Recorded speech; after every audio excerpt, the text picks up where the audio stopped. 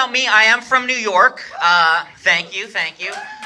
Growing up in New York is crazy because all of the wildest shit can happen to you, but nobody is ever fazed. So quick story about my parents. My parents are total characters, right? They lived in the Bronx in the 80s. Very scary place. Thank you. But they tell these stories like so casually of the most insane things. So for example, my mom told me that when she first started dating my dad, her ex found out, and that guy decided to surprise my dad by waiting in the back seat of his car with a gun. When my dad got into the car, this guy put the gun to my dad's head and said, "Drive to the river." That guy came to every one of my birthday parties until I was 16 years old. And I have no idea why. Like, I asked my parents, I was like, if this guy is out of his mind like this, why did you still hang out with him? And they were like, well, we all did crazy stuff back then. Usually, when one of your parents says that they did crazy stuff back in the 80s, what that means is that one time they smoked shitty weed and it made them sick. Not that your father was almost a bloated corpse sailing down the Bronx River. When I was a kid, I literally referred to this guy as Scary Billy.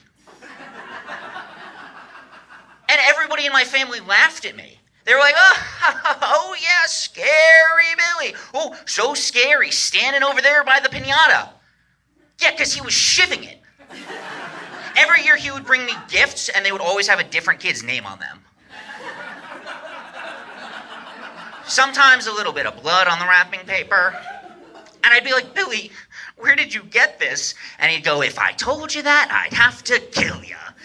And all the adults in the room would go, oh, he might though. He might.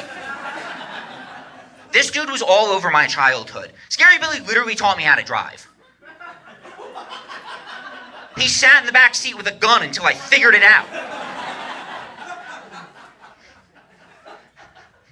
All right, have you guys seen these fuckboy babies?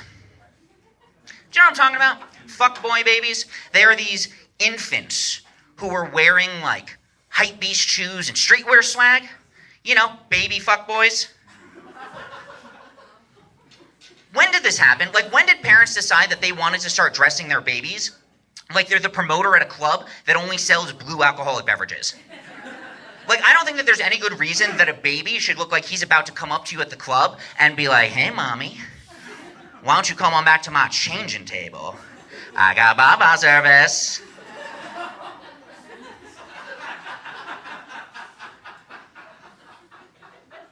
What happened to babies dressed like sailors?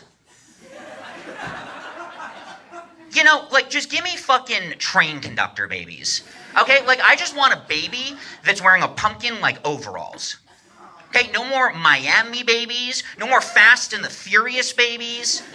Why are these babies dressed like Vin Diesel? And they act like him too. They're both bald and so obsessed with their family. You know what?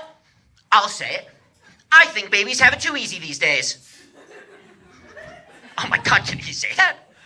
Yeah, they didn't suffer like I had to suffer, posing at a photo shoot at Sears in the mall dressed like Popeye. And our grandparents, when our grandparents were babies, they got dressed up like coal miners. Because they fucking were. All right, I have a quick fun fact for you guys. Do you guys know Doc Martens? Like the boots and the shoes? Okay. Do you know what kind of doctor Dr. Martens was? He was a doctor in the Nazi army. Yeah, he thought that the standard issue German army boots were too uncomfortable. So he invented these, which I think says a lot about what Germans think of comfort if Doc Martens were an upgrade. Can you imagine that commercial, though? Feet tired from invading Poland? Why not try our new boots that only take 10 years to break in? When you're goose-stepping, do it in comfort. Doc Martens. I own 2 pairs of Doc Martens.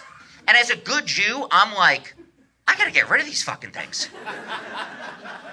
But as a better Jew, I'm like, I already spent the money.